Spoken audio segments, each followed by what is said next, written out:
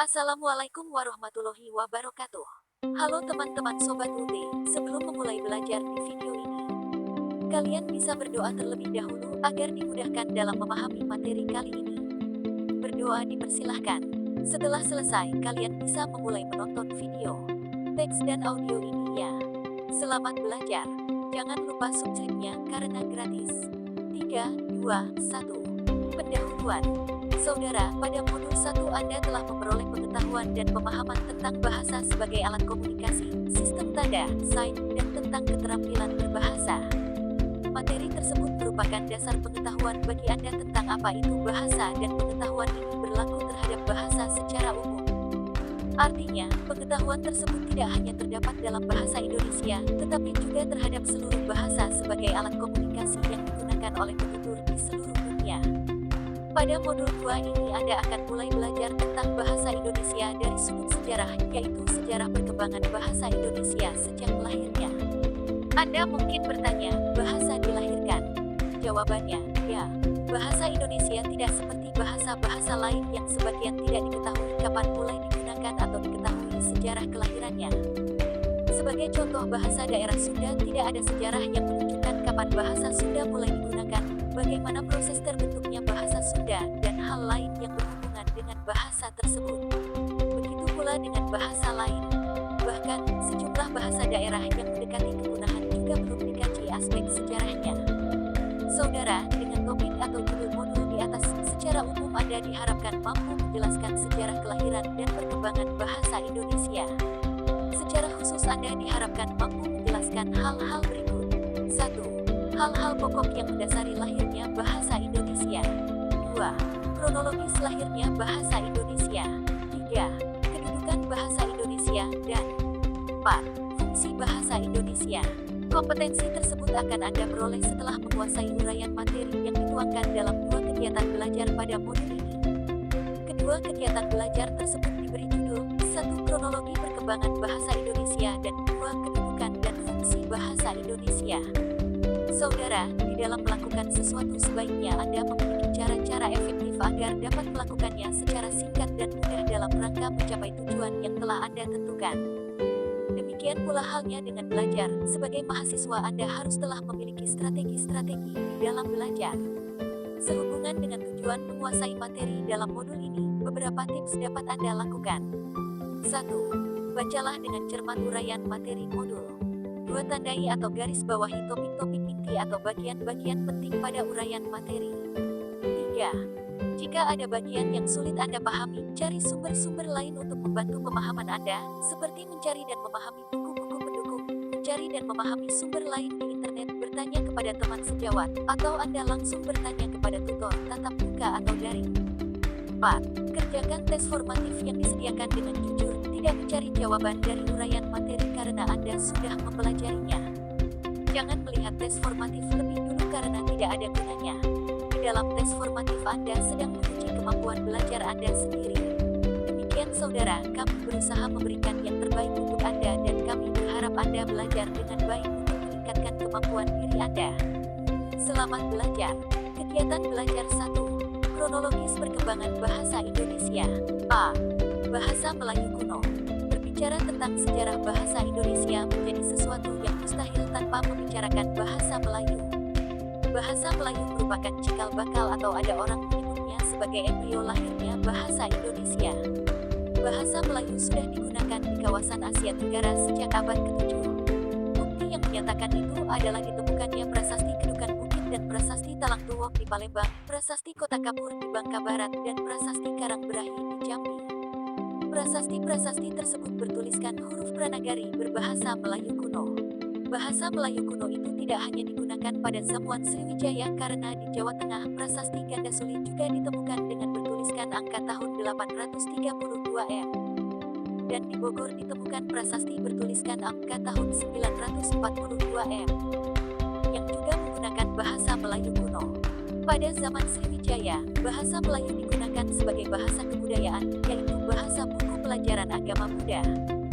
Bahasa Melayu juga digunakan sebagai bahasa perhubungan antar suku di Nusantara dan sebagai bahasa perdagangan, baik sebagai bahasa antar suku di Nusantara maupun sebagai bahasa yang digunakan para pedagang yang datang dari luar Nusantara. B. Penyebaran bahasa Melayu. Perkembangan dan pertumbuhan bahasa Melayu tampak makin jelas dari peninggalan kerajaan Islam, baik yang berupa batu bertulis, seperti tulisan pada batu nisan di Bulutujo, Aceh, yang bertuliskan angka tahun 1380 M, maupun hasil susastra abad ke-16 dan ke-17, seperti syair Hamzah Fansuri, Hikayat Raja-Raja Pasai, Sejarah Melayu Tajuh Salatin, dan Bustanu Salatin. Bahasa Melayu menyebar ke pelosok Nusantara bersamaan dengan menyebarnya agama Islam di wilayah Nusantara. Bahasa Melayu mudah diterima oleh masyarakat Nusantara sebagai bahasa perhubungan, benua franka antar pulau, antar suku, antar pedagang, antar bangsa, dan antar kerajaan karena bahasa sistemnya yang mudah dipelajari, antara lain tidak adanya tingkat tutur berdasarkan strata sosial. Bahasa Melayu dengan pelan tetapi pasti digunakan tersebar di seluruh wilayah Nusantara. Dalam pertumbuhan dan perkembangannya itu, keberadaan bahasa Melayu sebagai bahasa perhubungan semakin hari semakin bertambah kukuh. Sementara itu, bahasa Melayu yang digunakan di wilayah Nusantara dalam pertumbuhannya dipengaruhi oleh corak budaya daerah lain. Dalam kondisi demikian itu, bahasa Melayu menyerap kosakata dari berbagai bahasa, terutama dari bahasa Sanskerta, bahasa Persia, bahasa Arab, dan bahasa-bahasa Eropa. Bahasa Melayu pun dalaran perkembangannya memiliki varian dan dialek. Di samping itu, perkembangan bahasa Melayu di wilayah Nusantara juga mempengaruhi dan mendorong tumbuhnya rasa persaudaraan persatuan bangsa Indonesia. Komunikasi antar perkumpulan yang bangkit pada masa itu menggunakan bahasa Melayu. Sucito, 2008:1:6, menjelaskan perihal bahasa Melayu dari berbagai aspek sebagai berikut. Pada zaman Belanda ketika Dewan Rakyat dibentuk, yakni pada tanggal 18 Mei tahun 1918, bahasa Melayu memperoleh pengakuan sebagai bahasa resmi kedua, di samping bahasa Belanda yang berkedudukan sebagai bahasa resmi pertama. Sayangnya anggota Bumiputra tidak banyak memanfaatkannya.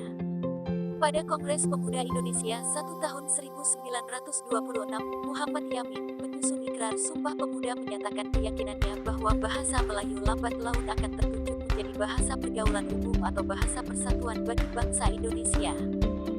Masih dalam Sucito, 2008:1.5, menyatakan bahwa 3 bulan menjelang diadakan Sumpah Pemuda, tepatnya pada tanggal 15 Agustus tahun 1928, Soekarno dalam pidatonya menyatakan bahwa perbedaan bahasa di antara suku bangsa Indonesia tidak akan menghalangi persatuan, tetapi makin luas bahasa Melayu itu tersebar, makin cepat kemerdekaan Indonesia akan terwujud. C. Kelahiran bahasa Indonesia. Sumpah Pemuda tanggal 28 Oktober tahun 1928 di Jakarta merupakan peristiwa bersejarah yang monumental bagi bangsa dan bahasa Indonesia. Butir-butir Ikrar Sumpah Pemuda pasti sudah Anda ketahui. Namun, tidak salah jika Anda cermati butir-butir Sumpah Pemuda sesuai aslinya berikut ini. Musli dan Suparno, 1987:2. Kami Putera dan Puteri Indonesia mengaku bertumpah darah satu. Tanah air Indonesia. Kami Putera dan Puteri Indonesia mengaku berbangsa satu. Bangsa Indonesia.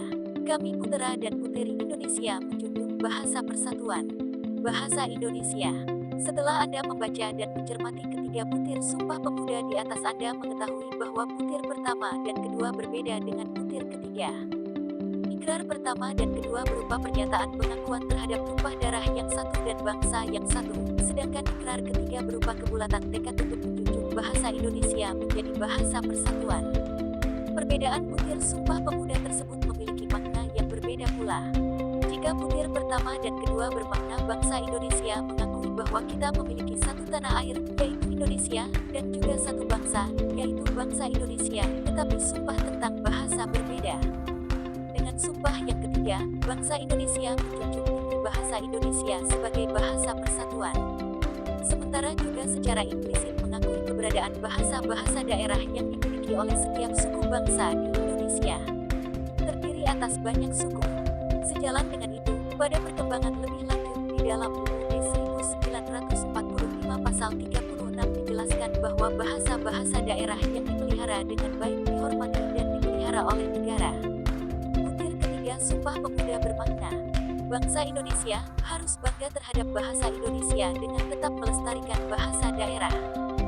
Peristiwa di atas, Sumpah Pemuda tanggal 28 Oktober tahun 1928 menjadi tonggak dikenalnya nama bahasa Indonesia oleh seluruh bangsa Indonesia. Dalam kaitan itu, Sultan Takdir Ali Syahbana menjelaskan tentang bahasa Indonesia dengan menyatakan, bahasa Indonesia ialah bahasa perhubungan yang berabad-abad tumbuh di kalangan penduduk Asia Selatan dan setelah bangkitnya pergerakan kebangsaan rakyat Indonesia pada permulaan abad 20 dengan insaf diangkat sebagai bahasa persatuan. Penggunaan ungkapan dengan insaf mengandung pengertian bahwa bahasa yang dahulu disebut bahasa Melayu berbeda dengan bahasa yang saat itu disebut bahasa Indonesia. Sultan Takdir Ali Syahbana selanjutnya menyatakan bahwa bahasa Indonesia merupakan lanjutan bahasa Melayu. Di samping itu, bahasa Indonesia dengan insaf diangkat dijunjung serta digunakan sebagai bahasa yang memperhubungkan dan mempersatukan rakyat Indonesia. Masalah yang menarik perhatian para ahli sosiologi bahasa adalah kondisi apa yang memungkinkan bahasa Melayu dipilih dan disepakati untuk diangkat menjadi bahasa Indonesia, dan mengapa bukan bahasa Jawa atau Sunda yang jumlah penuturnya lebih banyak daripada bahasa Melayu. Berikut ini beberapa alasan sebagai jawaban atas pertanyaan tersebut. 1. Bahasa Melayu telah digunakan sebagai lingua franca, bahasa perhubungan, selama berabad-abad. Hal ini tidak terjadi pada bahasa Jawa, Sunda, atau bahasa daerah lain. 2. Penggunaan bahasa Melayu tersebar ke berbagai wilayah melampaui batas-batas wilayah bahasa lain walaupun jumlah penuturnya tidak sebanyak penutur bahasa Jawa, Sunda, dan Madura yang penuturnya lebih banyak dari penutur bahasa daerah lain. 3. Bahasa Melayu berkerabat dengan bahasa-bahasa Nusantara lainnya sehingga tidak dianggap sebagai bahasa asing.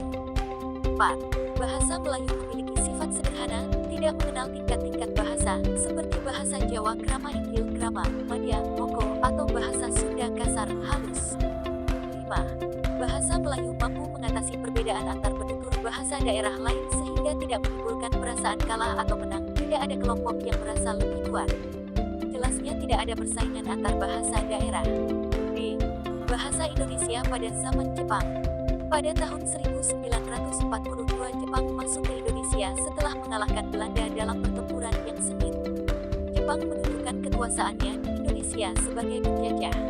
Pusponegoro dan Noto Susanto dalam Fahru Rozi dan Andri 2016/38 menjelaskan bahwa pemerintah penjajah Jepang melarang penggunaan bahasa Belanda dalam semua aspek kehidupan masyarakat Indonesia. Salah satunya adalah larangan digunakannya buku-buku atau referensi yang menggunakan bahasa Belanda.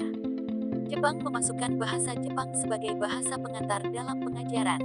Agar bangsa Indonesia dapat dengan cepat menguasai bahasa Jepang, diadakan lomba penggunaan bahasa Jepang, seperti lomba membuat karangan, bercakap-cakap, membaca, dan menyanyi dalam bahasa Jepang. Selain itu, Jepang juga membentuk sekolah dan kursus kilat pelajaran bahasa Jepang Nippon-Gakka atau dalam bahasa Indonesia disebut Sekolah Bahasa Nippon.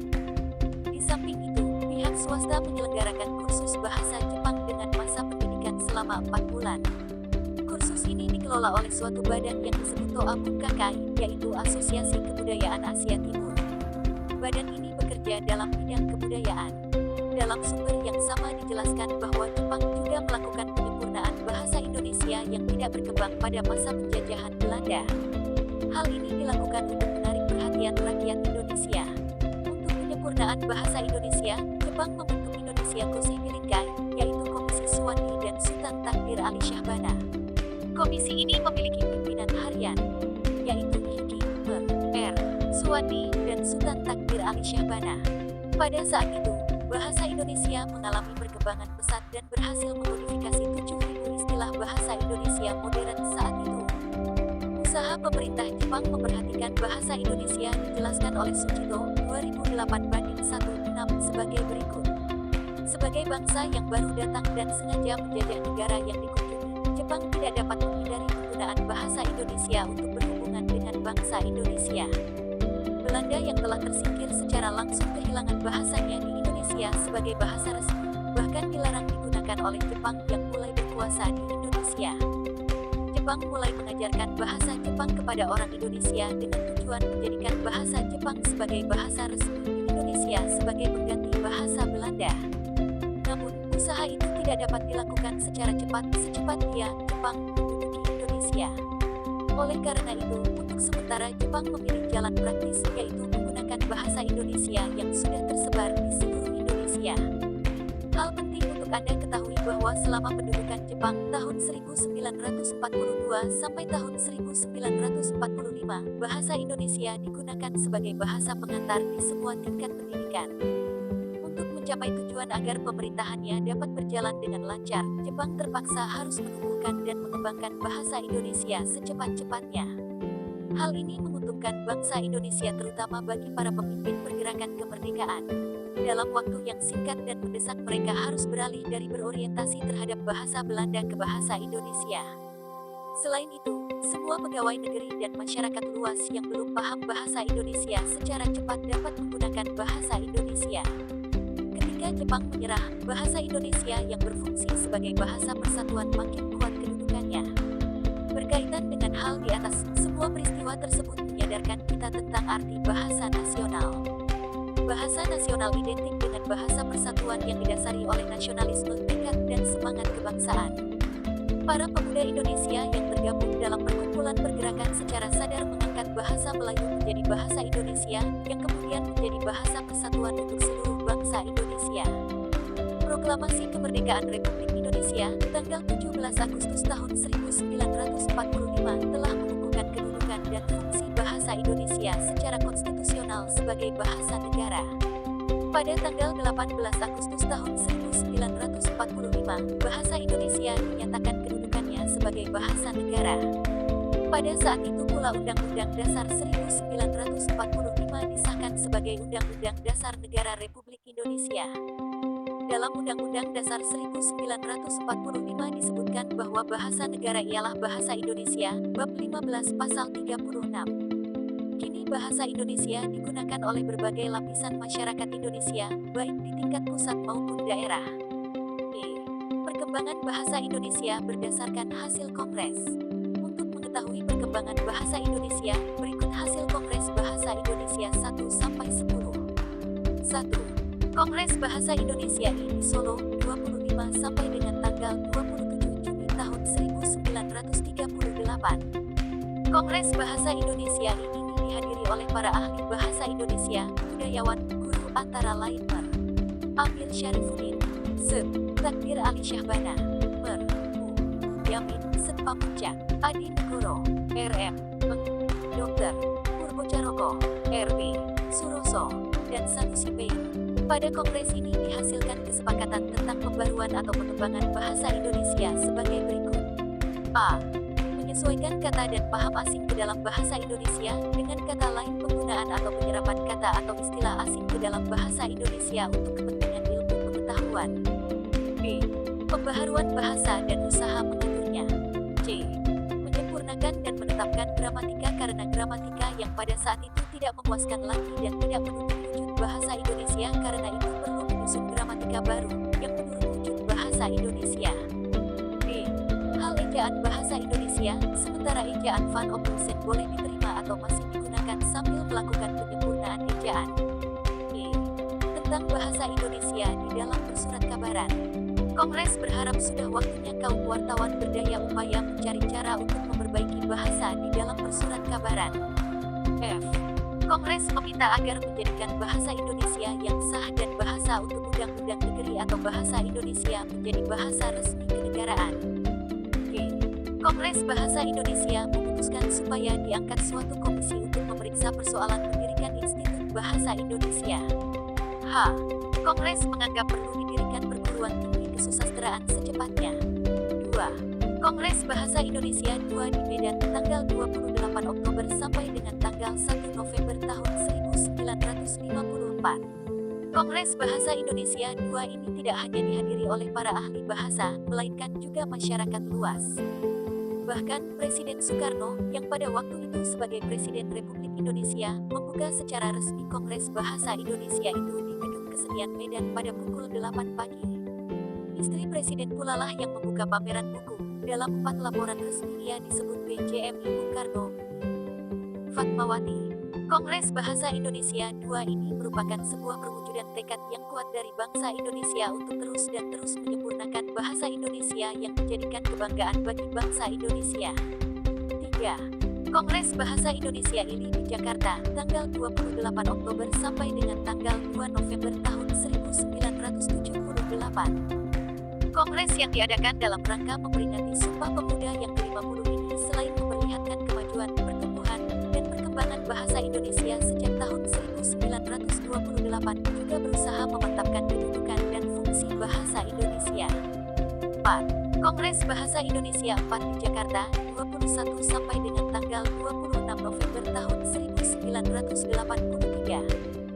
Dalam kongres ini disebutkan bahwa pembinaan dan pengembangan bahasa Indonesia harus lebih ditingkatkan sehingga amanat yang tercantum di dalam garis-garis besar haluan negara yang mewajibkan kepada semua warga negara Indonesia untuk menggunakan bahasa Indonesia dengan baik dan benar dapat tercapai semaksimal mungkin.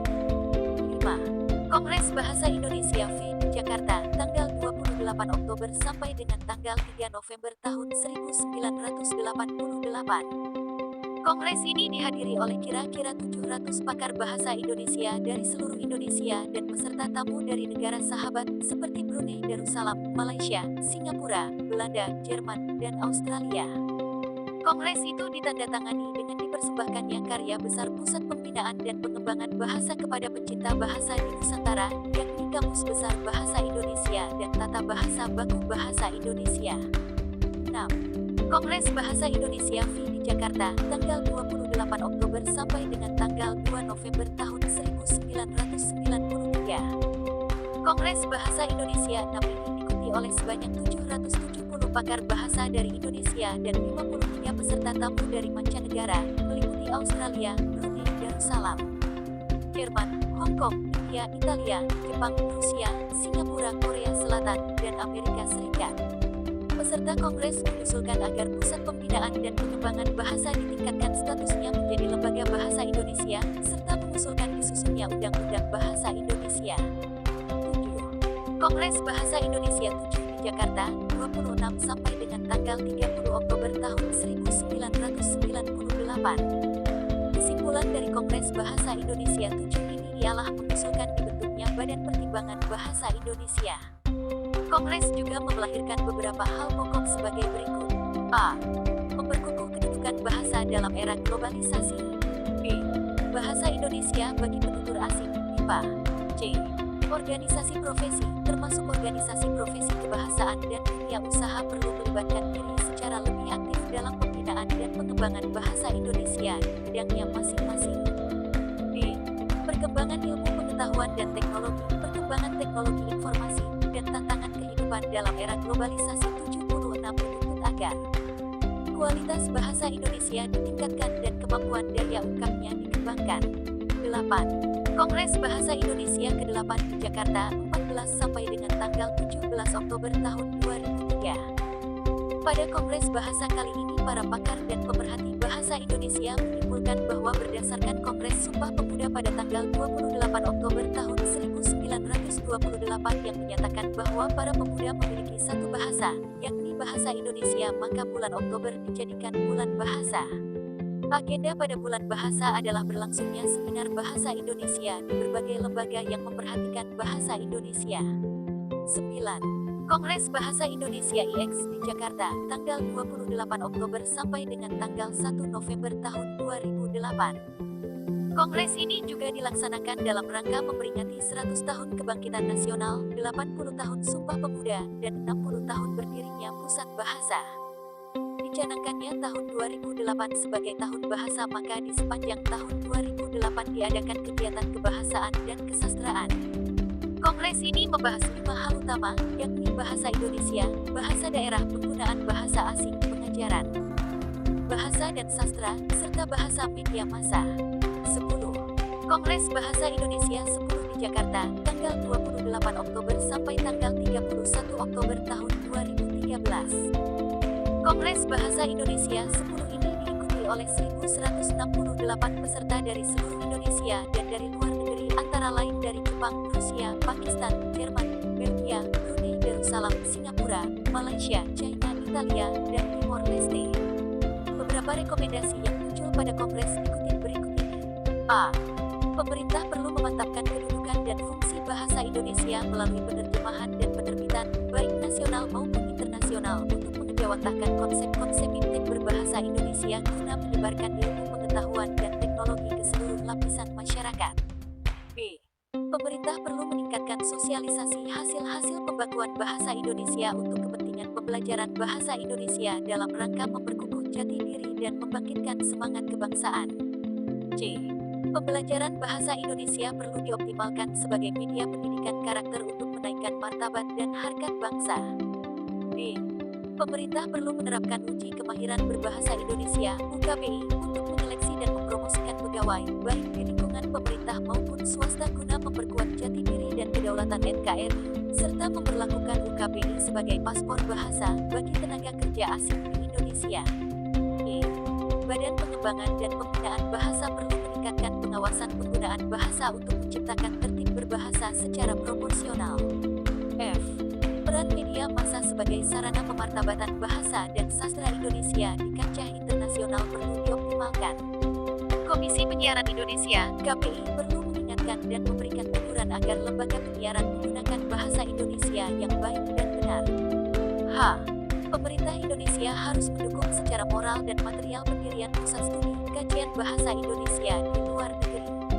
11. Kongres Bahasa Indonesia 11 di Jakarta, tanggal 28 Oktober sampai dengan tanggal 31 Oktober tahun 2018. Bahasa Indonesia merupakan salah satu faktor penting yang memengaruhi perjalanan kehidupan bangsa Indonesia.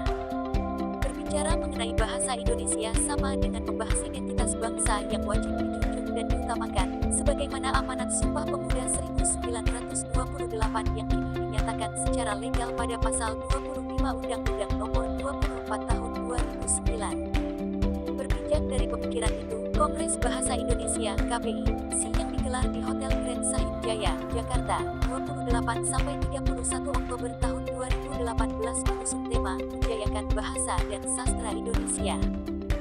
Ada 9 subtema yang dikembangkan dari tema besar itu, yaitu 1. Pendidikan Bahasa dan Sastra Indonesia, 2. Pengutamaan Bahasa Indonesia di ruang publik, 3. Bahasa, Sastra, dan Teknologi Informasi, 4. Ragam bahasa dan sastra dalam berbagai ranah kehidupan, 5. Pemetaan dan kajian bahasa dan sastra daerah, 6. Pengelolaan bahasa dan sastra daerah, 7. Bahasa, sastra, dan kekuatan kultural bangsa Indonesia, 8. Bahasa dan sastra untuk strategi dan diplomasi, dan 9. Politik dan perencanaan bahasa dan sastra. Pada Kongres Bahasa Indonesia 11 diluncurkan beberapa produk kebahasaan dan kesastraan, yaitu Kamus Besar Bahasa Indonesia Braille, Buku Bahasa dan Peta Bahasa Uji Kemahiran Berbahasa Indonesia (UKBI), Daring Korpus Indonesia, Bahasa Indonesia bagi Penutur Asing, MIPA, Daring, Buku Sastrawan Berkarya di Daerah 3T, 546 buah buku bahan bacaan literasi, Kamus Vokasi, Kamus Bidang Ilmu, dan aplikasi Senarai Padanan Istilah Asing (SPAI). Selain itu, akan diberikan sejumlah penghargaan, yaitu Adi Bahasa Penghargaan Sastra Anugerah Tokoh Kebahasaan, Duta Bahasa Nasional 2018, dan Festival Musikalisasi Puisi Tingkat Nasional 2018. Kegiatan belajar 2 akan dibahas di video selanjutnya. Terima kasih telah menonton video pembelajaran ini. Semoga dapat bermanfaat membantu menemani belajar modul buku materi pokok Universitas Terbuka. Wassalamualaikum warahmatullahi wabarakatuh.